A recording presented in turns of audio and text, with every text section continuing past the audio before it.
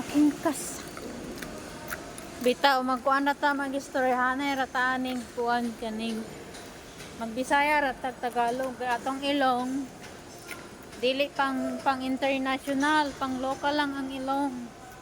Kaya magbisaya rata guys. Mayong hapon natong tanan. Di rata magpadala ng English kay lack tayo og kanang kuan grammar. Mabas na pud ta ani. Kaya magbisaya rata. Akong kauban kay magkuan na siya music. Akong silingan. Diba? Dere oh. Inaayos pa yung lugar dere. Kanaong. Giayo pa. Sunod na akong balik dere ang akong unit humana. Char, sana all na unit. Maki-unit ratas kuan. Kanang na unit. Diba?